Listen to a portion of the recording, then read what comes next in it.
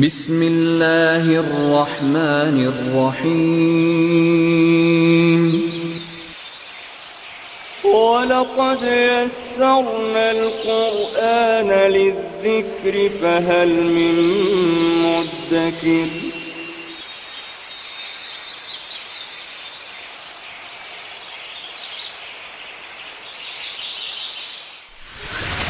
ألف باء تاء ثاء جيم حاء خاء دال ذال راء زاي سين شين. اعوذ باللہ من الشیطان الرجیم بسم اللہ الرحمن الرحیم الحمدللہ. ہمارے مکمل قرآن پاک کا ترجمہ اور مختصر تشریح کے اسباق شروع ہیں. ان اسباق کے اندر ہم لفظ و لفظ ترجمہ، عربی گرامر کے لحاظ سے ترجمہ، لفظی اور اصطلاحی معانی اور با محاورہ ترجمہ تفصیل سے پڑھیں گے انشاءاللہ. مزید قرآن پاک کے اندر مترادف الفاظ کی تعریف اور تشریح خاص طور پر سیکھیں گے. مثلا رحمان اور رحیم میں کیا فرق ہے، تدبر اور تفکر میں کیا فرق ہے، شعور اور جاننا میں کیا فرق ہے، قرآن پاک میں ظالم سے کیا مراد ہے، شک، ریب اور ظن میں کیا فرق ہے، اور اسی طرح کے انشاءاللہ دوسرے الفاظ ہم فردن سیکھیں گے.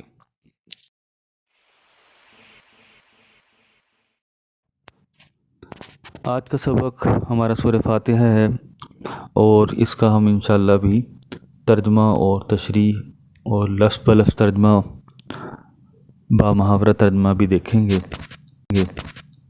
الحمدللہ رب العالمین. الحمد الف لام جو ہے یہ اس وقت تمام مکمل کا ترجمہ دے رہا ہے. حمد کا مطلب تعریف، الحمد تمام تعریف. للہ اللہ کے لیے ہے، یہاں پہ لام سے مراد کے لیے، للہ اللہ کے لیے، رب العالمین تمام جہانوں کا رب ہے.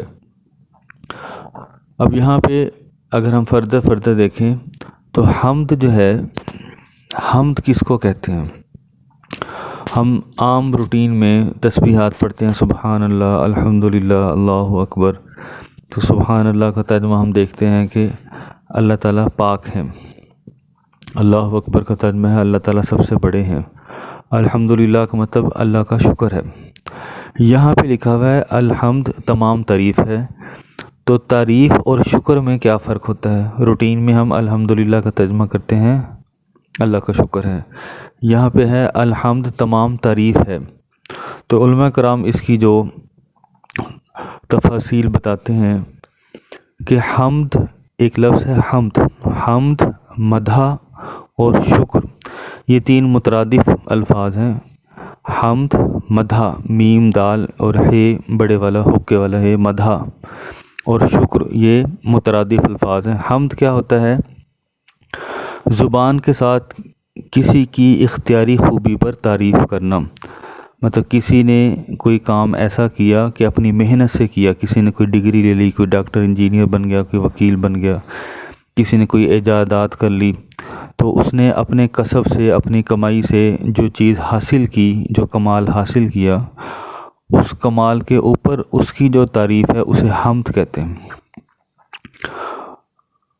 اور اس کے مقابلے میں مدح ہوتی ہے کہ ایسی چیز جو غیر اختیاری تھی، اس نے خود سے حاصل نہیں کی. مثال کے طور پر ایک اگر ہیرا ہے تو وہ قدرتی طور پر چمکدار ہے اور خوبصورت ہے، تو اس کی جب تعریف کی جائے گی وہ حمد نہیں ہوگی، وہ مدح کہلائے گی. اسی طرح انسانی شکل و صورت میں اگر کوئی خوبصورتی ہے تو اس کی جو تعریف ہے اسے مدح کہیں گے، حمد نہیں کہیں گے. اور حمد اور مدح کے مقابلے میں تیسرا ایک لفظ ہے شکر. شکر کی تعریف کیا ہے؟ کوئی ایسا عمل کرنا جو منعم کی تعظیم پر دلالت کرے. منعم کا مطلب انعام کرنے والا، یعنی جس نے انعام کیا ہے اس کی عظمت کا لحاظ کرتے ہوئے اس کے اوپر جو تعریف کی جائے اسے شکر کہتے ہیں. وہ زبان سے ہو یا دل سے ہو یا جسم کے اعضاء کے ساتھ ہو، تینوں صورتوں میں اسے ہم شکر کہیں گے۔ یعنی اللہ تعالیٰ منعم ہیں، یعنی انعام کرنے والے ہیں، اور پوری عالم انسانیت پر، جمادات پر، نباتات پر، حیوانات پر، سب عالمین کے اوپر اللہ تعالیٰ نے جو انعام کیا ہے، اس کے مقابلے میں جب ہم اللہ تعالیٰ کی عظمت کے اوپر تعریف کریں گے، اس تعریف کا نام ہوگا شکر۔ تو حمد، مدح اور شکر میں یہ فرق ہوتا ہے۔ اگلی آیت میں لفظ ہے الرحمن الرحیم، بڑا مہربان، نہایت رحم کرنے والا۔ الرحمن کا لفظ اور الرحیم دونوں اللہ تعالیٰ کے صفاتی نام ہیں۔ ایک اللہ تعالیٰ کا ذاتی نام ہے اللہ، یہ اللہ تعالیٰ کا ذاتی نام ہے۔ باقی الرحمن، الرحیم، الملک، القدوس، السلام، بہت سارے نام اللہ تعالیٰ کے صفاتی نام ہیں، خوبیاں ہیں، صفتیں ہیں، صفات ہیں۔ تو الرحمن اور الرحیم دونوں، اسے ہم کہتے ہیں اسم مبالغہ۔ انگلش کے اندر ہم دیکھتے ہیں کہ ڈگریز ہوتی ہیں، ہم کہتے ہیں فاسٹ، فاسٹر، فاسٹسٹ، تیز، زیادہ تیز، سب سے تیز۔ جو فاسٹسٹ، سب سے تیز، اسے سپرلیٹو ڈگری کہتے ہیں، مطلب سب سے زیادہ جو کام کرے اسے سپرلیٹو ڈگری میں لے کر آئیں گے۔ اور عربک کے اندر اسے اسم تفضیل کہتے ہیں۔ مثال کے طور پر راحم، رحم کرنے والا، ارحم، سب سے زیادہ رحم کرنے والا۔ صاغر، چھوٹا، اصغر، سب سے چھوٹا۔ کابر، بڑا، اکبر، سب سے بڑا۔ تو انگلش کے اندر تو سپرلیٹو ڈگری ہوتی ہے جسے ہم عربی میں اسم تفضیل کہتے ہیں، لیکن عربی کے اندر ایک نئی چیز ہوتی ہے، اسے کہتے ہیں اسم مبالغہ۔ وہ سپرلیٹو ڈگری سے بھی ایک اور اوپر کی چیز ہوتی ہے کہ ایسی تعریف، ایسی صفت جس کی کوئی انتہا ہی نہیں، مبالغے کی حد تک، لا متناہی۔ تو اگر ہم کہیں راحم، رحم کرنے والا، ارحم، سب سے زیادہ رحم کرنے والا، اور رحیم، نہایت رحم کرنے والا، کوئی حد ہی نہیں، رحمان، نہایت رحم کرنے والا جس کی کوئی حد ہی نہیں۔ تو اب یہاں پہ سوال پیدا ہوتا ہے کہ الرحمن اور الرحیم میں کیا فرق ہے؟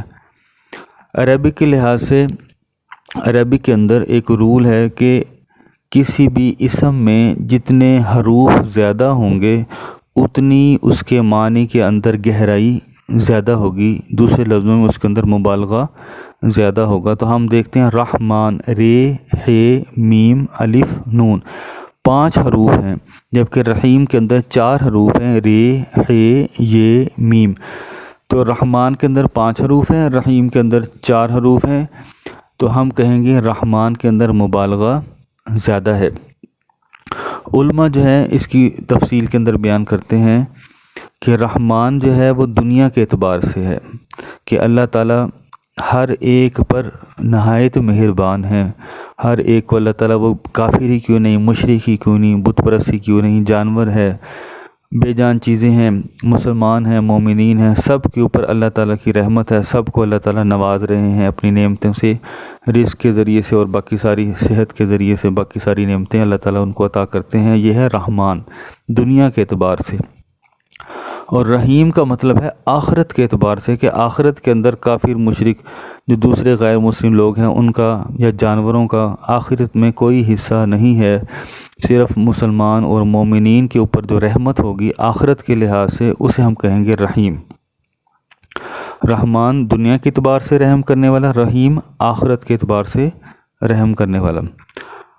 اور رحمان جو ہے وہ صرف اللہ تعالیٰ کے لیے استعمال ہوتا ہے، رحیم جو ہے وہ غیر اللہ کے لیے بھی استعمال ہو سکتا ہے، جیسے کہ حضور علیہ الصلوۃ والسلام کے لیے بھی رؤوف الرحیم کا لفظ آیا ہے۔ اور رحمت، رحم یرحمو اس کا مادہ تھا۔ رحمت کا مطلب ہوتا ہے دل کا نرم ہو جانا۔ اگر ہم یہ کہیں کہ اس پر اللہ کی رحمت ہے، اس کا مطلب ہے اس کا دل نرم ہو گیا ہے، اور دل کا نرم ہونے کا مطلب ہے کہ اس کا دل نیکی کی طرف مائل ہو جاتا ہے۔ اگلا لفظ ہے مالک یوم الدین، جو روز جزا کا مالک ہے۔ یوم الدین، دین کا جو لفظ ہے اصل میں یہ ایک فعل تھا، دانا یدینو، دانا یدینو، اس کا مطلب ہے بدلہ دینا، اسی سے اس کا مصدر بنا الدین، بدلہ دینے کا دن، یعنی قیامت کے دن کا اللہ تعالیٰ مالک ہے۔ یہ اللہ تعالیٰ کی تعریف جو ہے وہ بیان ہو رہی ہے، ایاک نعبد و ایاک نستعین، صرف آپ ہی کی ہم عبادت کرتے ہیں اور صرف آپ ہی سے ہم مدد طلب کرتے ہیں۔ نعبدو میں لفظ آگے ہے عبادت کرنا۔ عبادت کا مطلب کیا ہوتا ہے کہ انتہائی عاجزی کا اظہار کرنا۔ عبادت کا مطلب ہوتا ہے انتہائی عاجزی کا اختیار کرنا، اسی کا لفظ دلالت کرتا ہے عبادت کے اوپر۔ اور نستعین کا مطلب مدد طلب کرنا۔ اہدنا الصراط المستقیم، اہدنا الصراط المستقیم، دکھا ہمیں سیدھا راستہ۔ اور سیدھے راستے سے کیا مراد ہے، اس کی تعریف آگے آگئی، صراط الذین انعمت علیہم، ان لوگوں کا راستہ جن پر آپ نے انعام کیا۔ یہاں پہ دو سوالات اٹھتے ہیں، ایک تو یہ کہ انعام کن پر کیا، وہ لوگ کون سے تھے، اور دوسرا یہ کہ ایک عام بندہ عوامی لیول پہ یہ حوالہ تنقیدی لحاظ سے یہ سوال پوچھتا ہے کہ غیر مسلمان کو کہتا ہے کہ تم ہر نماز کی ہر رکعت کے اندر کہتے ہو اہدنا الصراط المستقیم، تو کیا تمہیں ساری عمر جو ہے ابھی تک ہدایت ہی نہیں ملی تو تم بار بار یہ کہتے ہو اہدنا الصراط المستقیم، دکھا ہمیں سیدھا راستہ، دکھا ہمیں سیدھا راستہ؟ اس کا مطلب ہے ابھی تک تمہیں ہدایت نہیں ملی جو تم بار بار یہ کہہ رہے ہو دکھا ہمیں سیدھا راستہ۔ تو اس کا جواب علماء کرام یہ کہتے ہیں کہ انیشلی سٹیپ میں تو اس کا مطلب یہی ہے کہ دکھا ہمیں سیدھا راستہ، اور جب سیدھا راستہ اس کو مل گیا، اللہ تعالیٰ کی طرف سے انعام ہو گیا، تو پھر اس ہدایت والے راستے پر مستقل مزاجی کا حصول، اس کے اوپر استقامت کا حصول، اور پھر اگلے سٹیپ میں مزید ترقی کہ ہدایت حاصل ہو گئی، پہلا سٹیپ، ہدایت کے اوپر مستقل مزاجی مل گئی، دوسرا سٹیپ، اور پھر مزید استقامت کے اندر ترقی ہو گئی، تیسرا سٹیپ۔ تو اسی لیے بار بار ہر نماز کی ہر رکعت کے اندر ہم کہتے ہیں اہدنا الصراط المستقیم، دکھا ہمیں سیدھا راستہ، اور صراط الذین انعمت علیہم، انعام ینعم کا مطلب ہوتا ہے انعام کرنا، جن پر آپ نے انعام کیا، ان لوگوں کا راستہ۔ اور اس کی ڈیفینیشن آگے جا کے قرآن پاک میں آتی ہے، اولئک الذین انعم اللہ علیہم من النبیین والصدیقین والشہداء والصالحین۔ تو چار کیٹیگری کے لوگ ہیں جن پر اللہ نے انعام کیا، انبیاء ہیں، صدیقین ہے، شہداء ہے، صالحین ہے۔ ان کی جو تعریف ہے کہ انبیاء یعنی جمع کا لفظ ہے، نبی اس کا واحد ہے، نبی کس کو کہتے ہیں، صدیق کس کو کہتے ہیں، شہید کس کو کہتے ہیں، صالح کس کو کہتے ہیں، یہ آگے جا کے ہم انشاءاللہ تفصیل سے پڑھیں گے۔ تو یہ چار کیٹیگری کے لوگ ہیں، ان چار کیٹیگری میں کسی ایک میں جو بندہ فال کرے گا اسے ہم کہیں گے اس پر اللہ نے انعام کیا۔ اگلی آیت ہے غیر المغضوب علیہم ولا الضالین، نہ کہ ان لوگوں کا راستہ جن پر غضب نازل ہوا اور نہ ان لوگوں کا راستہ جو بھٹک گئے۔ مغضوب سے مراد یہاں پر یہودی ہیں اور ضالین سے مراد یہاں پر عیسائی ہیں۔ مغضوب کا لفظ غضب یغضب سے نکلا، اس کا مطلب ہوتا ہے غصے کا ہو جانا، جن پر غصہ ہوا، جن پر غضب ہوا۔ اور ضالین کا لفظ جو مادہ ہے وہ ہے الضلال، اور اس کا ماضی مضارع بنے گا ضل یضل، ضل یضل گمراہ ہونا۔ مغضوب یعنی یہودیوں کے اندر کیا تھا کہ ان کے اندر علم جو تھا وہ کم تھا، خواہش نفسانی ان کے اندر زیادہ تھی۔ یہودی میں علم کم تھا، خواہش نفسانی زیادہ تھی، اور اسی خواہش نفسانی کی بدولت وہ اپنا دین خود ہی بناتے رہتے تھے، اور پھر نعوذ باللہ اللہ تعالیٰ کی طرف منسوب کر دیتے تھے کہ اللہ تعالیٰ نے یہ چیز نازل کی، تو اللہ تعالیٰ نے ان کے اوپر غضب نازل کیا۔ اس کے مقابلے میں جو عیسائی تھے ان کے اندر علم تو موجود تھا، یہودیوں سے زیادہ علم نصارہ کے اندر، عیسائیوں کے اندر تھا، لیکن وہ کیا کرتے تھے، علم کے اندر اپنی خواہش نفس کا اضافہ کر کے اس کے اندر مبالغہ کر دیتے تھے۔ مطلب کچھ اللہ تعالیٰ کی بات اور کچھ اپنی بات بیچ میں مکس کر کے اس بات کو بڑھا دیتے تھے، تو وہ سیدھے راستے سے بھٹک گئے، اسی لیے ان کو کہا گیا الضالین۔ آخر میں ہم نماز کے اندر جب پڑھتے ہیں سورہ فاتحہ تو آخر میں ہم کہتے ہیں آمین، تو آمین کا لفظی مطلب ہوتا ہے قبول کر۔ آمین قرآن مجید میں علیحدہ سے نہیں آیا، احادیث کے اندر اس کا جب استعمال ہوا، یہ اسماء افعال میں سے ہے۔ اسماء افعال وہ ہوتے ہیں کہ ہیں تو اسم مطلب فعل کا دیتے ہیں، ہے ناؤن مطلب ورب کا دیتے ہیں، اور اس کے مقابلے میں جو مترادف لفظ ہے آمین کے مقابلے میں وہ ہے استجب، استجب قبول کر، یہ فعل ہے۔